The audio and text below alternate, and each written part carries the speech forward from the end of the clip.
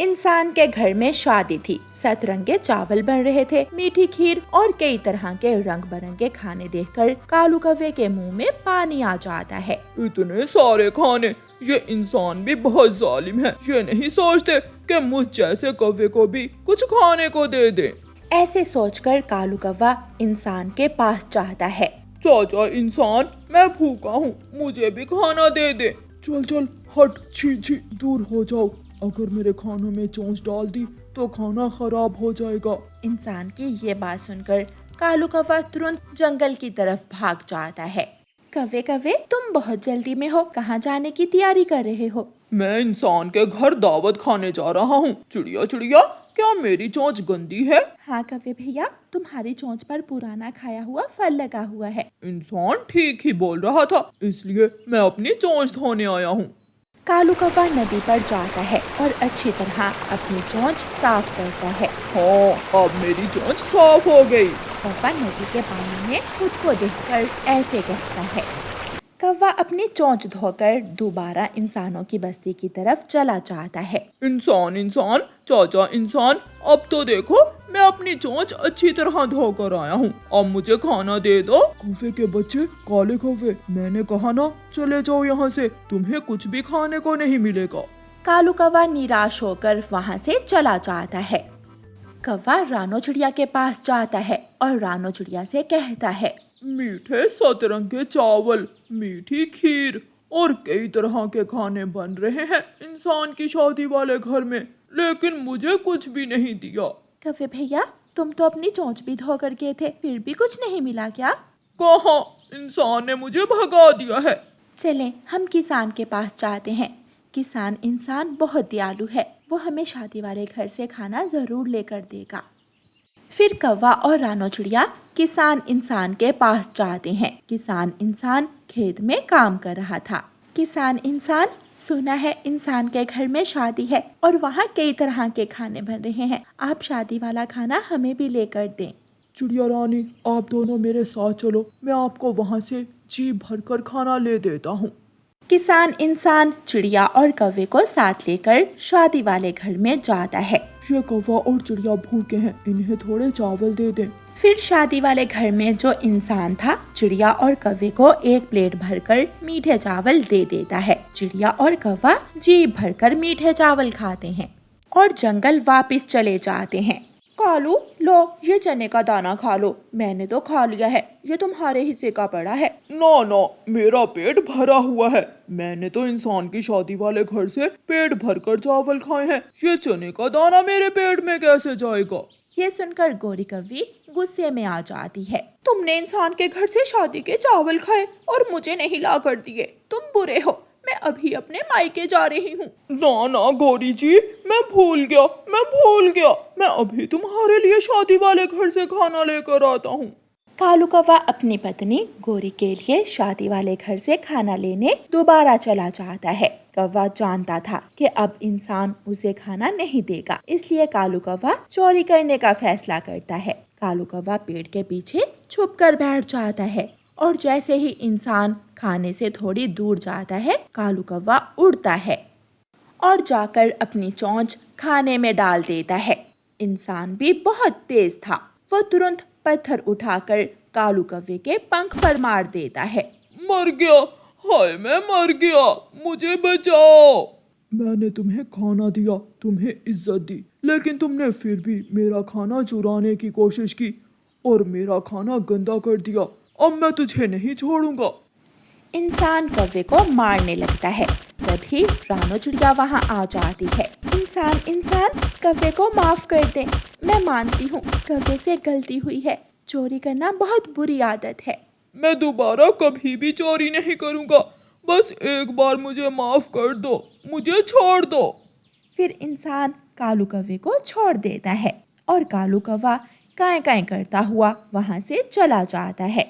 रानो चिड़िया भी कालू कौवे के पीछे पीछे उड़ जाती है। कौवे भैया, आप जैसे पक्षियों की वजह से इंसान हम पर एतबार नहीं करते, आइंदा ऐसे मत करना। ना ना चिड़िया, वो तो अच्छा हुआ जो तुमने मुझे बचा लिया, वरना इंसान तो मुझे बंदूक से मारने वाला था। प्यारे दोस्तों, इस कहानी को लाइक अपने दोस्तों के साथ शेयर और चैनल को सब्सक्राइब करना बिल्कुल मत भूलना। आपका धन्यवाद। रानो चिड़िया की ऐसी कहानियाँ सुनने के लिए YouTube सर्च बार में रानो चिड़िया की कहानी लिखें या फिर ये बटन दबाकर बोलकर कहें रानो चिड़िया की कहानी। चिड़िया का पति कबूतर और कौवा 3 दोस्त थे। वो एक दूसरे के पड़ोसी थे। एक दिन तीनों दोस्तों ने फैसला किया कि वो अपने घरों के पास वाले खाली खेत में मकई की फसल उगाएंगे। मैं लाऊंगा बीज, मेरे पास मकई के बीज हैं और मैं जानता हूँ कि मकई के बीज कैसे बोते हैं। मकई के पौधों को किन चीजों की जरूरत होती है मुझे सब मालूम है। फिर कौवा अपने घर से मकई के बीज लेकर आता है और वो तीनों दोस्त वो बीज जमीन में बो देते हैं। गोरी, हम तीनों दोस्तों ने मकई की फसल उगाई है। अब हमें कुछ ही दिनों में अच्छा मुनाफा होने वाला है। रानो, मकई की फसल बेचकर जो मुनाफा होगा हम उन पैसों से अपना नया घर बनाएंगे। लूसी, मैं सारा मुनाफा लाकर तुम्हें दूंगा और लूसी तुम उस मुनाफे को संभाल कर रखना, वो हमारे बच्चों की पढ़ाई में काम आएगा। फिर दिन गुजरते गए और तीनों दोस्त अपने मकई के खेत में सारा दिन काम करते रहे। आखिर वो दिन आ गया जब खेत में मकई के भुट्टे लग गए। तीनों दोस्तों ने पहले दिन कुछ तैयार मकई के भुट्टे पौधों से तोड़े और मंडी में बेच दिए। जो मुनाफा हुआ उन्होंने आपस में बांट लिया। कौवे ने अपने हिस्से का मुनाफा अपनी पत्नी को दे दिया। ये रहा हमारा पहले दिन का मुनाफा, ये पैसे तुम संभाल कर रख लो, ये हमारे बहुत काम आएंगे। मानो चिड़ा अपनी पत्नी से ऐसे कहता है। कबूतर भी अपनी कमाई अपनी पत्नी को दे देता है। ऐसे वो तीनों दोस्त हर दिन का मुनाफा लाकर अपनी अपनी पत्नियों को दे देते।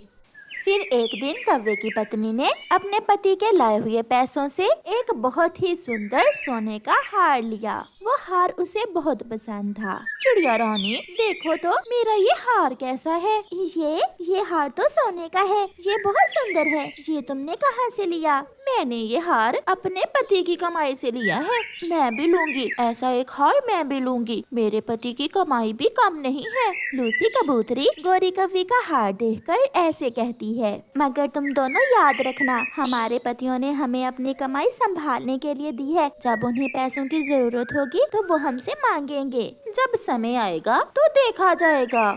लूसी कबूतरी भी अपने लिए सोने का हार ले आती है। एक दिन कौवा अपनी पत्नी से कहता है, गोरी, अब हमें चावल की फसल उगाने के लिए कुछ पैसों की जरूरत है। लाओ, मेरी कमाई में से मुझे कुछ पैसे दो। मगर उसकी पत्नी ने तो उन पैसों से सोने का हार ले लिया था।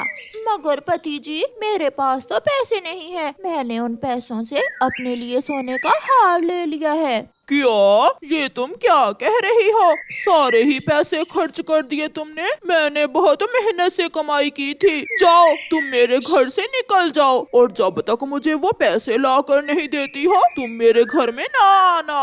रोती हुई गोरी कौवी घर से निकल जाती है। कबूतर भी अपने घर में अपनी पत्नी से पैसों को लेकर लड़ रहा था। उजाड़ दिया, तुमने सब उजाड़ दिया। मैंने भविष्य के लिए वो पैसे संभाल कर रखे थे। तुम जाओ, मैं तुम्हें अपने घर में नहीं रखूंगा जब तक तुम मुझे इतने पैसे कमा कर नहीं ला देती हो। पति जी, मुझसे गलती हो गई। अब मेहनत करोगी तो तुम्हें एहसास होगा कि मेहनत से कमाई कैसे करते हैं। लूसी भी रोती हुई घर से निकल जाती है। लूसी और गोरी कौवी रोती हुई चिड़िया के पास जाती हैं और चिड़िया को सारी बात बताती हैं। मेरा पति कहता है कि जब तक मैं कमाई करके नहीं लाऊंगी वो मुझे घर में नहीं आने देगा। मेरे पति ने भी ऐसा ही कहा है। तुम दोनों ने अपने अपने पतियों से पूछे बिना पैसे खर्च करके बहुत बुरा किया। अब तुम दोनों ऐसा करो कि मकई के खेत में जो जगह खाली है वहाँ मूंगफली उगा लो और मेहनत करो।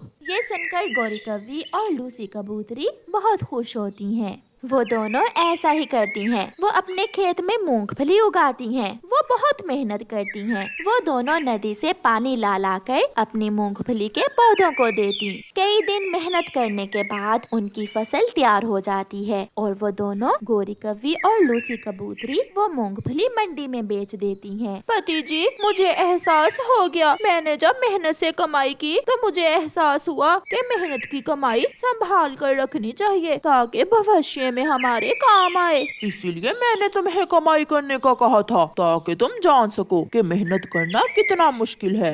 कबूतर भी अपनी पत्नी से खुश हो जाता है और फिर वो सब हंसी खुशी अपना जीवन गुजारते हैं। प्यारे दोस्तों, इस कहानी को लाइक करना बिल्कुल मत भूलना। आपका धन्यवाद। कव्वी बहुत शरारती थी। वो हर समय कोई ना कोई शरारत करती रहती। ठंड का मौसम था। गोरी कव्वी का पड़ोसी कबूतर अपने घोंसले में बैठा था। दूसरे पेड़ पर गोरी कव्वी अपने घोंसले में बैठी हुई थी। गंदी आंखों वाले, अब चला भी जा। सुबह से ऐसे बैठा हुआ मुझे घूरे जा रहा है। थोड़ी देर बाद कबूतर नदी पर पानी पीने जाता है। गोरी कव्वी जल्दी से उड़ती है और कबूतर के घोंसले में बाल्टी पानी की डालकर उसे गीला कर देती है। अब आएगा मजा। गोरी कव्वी कबूतर का घोंसला गीला करके जल्दी से वहाँ से जाकर अपने घोंसले में बैठ जाती है।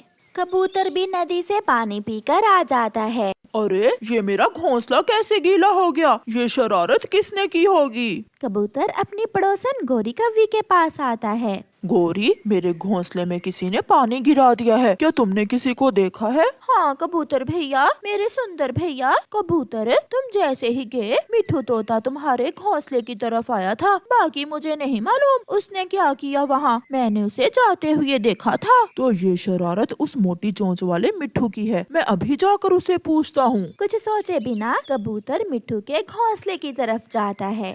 कर लो, अब सोने का नाटक कर लो, मोटी चोंच वाले। यार कबूतर, तुम्हें क्या हुआ है? पागल हो गए हो क्या? तुमने मेरे घोंसले में पानी गिराया है। बताओ, तुमने ऐसा क्यों किया? जाओ, अपना काम करो। यार, मैं तो सो रहा था। मैं पूछता हूँ, तुमने ऐसा क्यों किया? मैंने कुछ नहीं किया, तुम झूठ बोल रहे हो। इसी बात पर दोनों में लड़ाई हो जाती है। दोनों एक दूसरे को खूब मारते हैं। गोरी कव्वी थोड़ी दूर बैठी उन दोनों का तमाशा देख रही थी। कबूतर, और मारो इसे। इस मोटी चोंच वाले ने कल मुझे अपना अमरूद नहीं दिया था। रोता हुआ मिठू तोता चिड़िया के पास जाता है। चिड़िया, मुझे मारा है। मुझे उस गंदे कबूतर ने बहुत मारा है। वो क्यों मिठू? वो कहता है मैंने उसका घोंसला गीला किया है, मगर मैं तो वहाँ गया ही नहीं। ये शरारत जरूर किसी और पक्षी ने की होगी और नाम लगाया होगा तुम्हारा। तुम चिंता न करो मिठू, वो जो भी होगा सामने आ जाएगा। ऐसे ही कुछ दिन गुजर जाते हैं। गोरी कव्वी बुलबुल के घोंसले में जाती है और बुलबुल का एक अंडा पी लेती है। गोरी कव्वी वहाँ से भाग जाती है। बुलबुल जब घोंसले में आती है तो रोने लग जाती है। मेरा अंडा कहाँ गया? अभी थोड़ी देर पहले तो मेरा अंडा घोंसले में ही था। रोती हुई बुलबुल गोरी कव्वी के पास जाती है। गोरी, मेरा अंडा घोंसले में नहीं है। वो छोटी चिड़िया अभी थोड़ी देर पहले तुम्हारे घोंसले में बैठी हुई थी। मगर वो मेरा अंडा क्या करेगी? ऑमलेट बना कर देगी अपने बेटे को। और क्या करेगी? जाओ और जाकर चिड़िया से पूछो।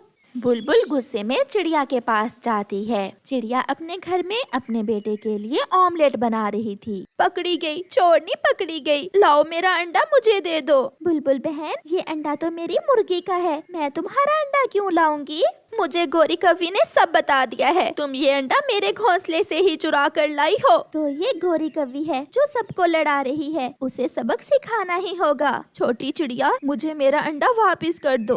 लो बुलबुल बहन, अगर तुम्हें लग रहा है कि ये अंडा तुम्हारा है तो ये अंडा तुम ले जाओ। बुलबुल मुर्गे का अंडा लेकर वहाँ से चली जाती है। फिर दूसरे दिन चिड़िया गोरी कव्वी के पास जाती है और उससे जाकर कहती है, गोरी कव्वी, मैं पहाड़ों पर जा रही हूँ। चिड़िया, वो क्यों? वहाँ एक पेड़ पर एक घोंसला है जिसमें 2 अंडे हैं। मैं वो अंडे लाकर अपने बेटे को ऑमलेट बना कर दूंगी। अच्छा, कहाँ है वो अंडे? पहाड़ों के पास बेरी के पेड़ पर है घोंसला। ऐसा कहते हुए चिड़िया वहाँ से चली जाती है। पागल चिड़िया, अब तो वो अंडे मैं ही पीऊंगी और तुम ऑमलेट बनाओगी अंडों के बिना ही। गोरी कव्वी वहाँ से भागती है। वो शॉर्टकट रास्ते से होती हुई पहाड़ों पर जाती है। वो इधर उधर देखती है। फिर उसे बेरी के पेड़ पर घोंसले में 2 अंडे नजर आते हैं। उधर चिड़िया भी चील के पास जाती है जो झरने पर बैठी हुई थी। चील दी, जल्दी जाएं, वो गोरी की बच्ची आपके अंडे पीने वाली है। ये सुनकर बड़ी चील बहुत गुस्से में आ जाती है। उस काली कव्वी की इतनी हिम्मत कि मेरे अंडों को चोंच लगाए। मैं अभी उसे देखती हूँ। चील जाते हुए एक डंडा उठा लेती है। गोरी कव्वी चील के घोंसले में बैठी अंडा पीने का सोच रही थी कि पीछे से बड़ी चील आकर गोरी कव्वी को पकड़ लेती है और उसे मारना शुरू कर देती है। छोड़ो छोड़ो चील, मुझे छोड़ो, इस अंडे का मुझे चिड़िया ने बताया था। पीछे से चिड़िया भी आ जाती है। इतना बड़ा झूठ चील दी, इसे और मारो, एक चोरी और ऊपर से झूठ। झूठी काली कव्वी, तुझे तो मैं छोड़ूंगी नहीं। फिर वो चील गोरी कव्वी को मार मार कर उसकी पूंछ तोड़ देती है और गोरी कव्वी किसी न किसी तरह जान बचाकर वहाँ से भाग जाती है। वो तो भागती हुई दूसरे जंगल ही जाकर रुकती है। शायद अभी गोरी कव्वी सुधर जाए। प्यारे दोस्तों, इस कहानी को लाइक करना बिल्कुल मत भूलना। आपका धन्यवाद।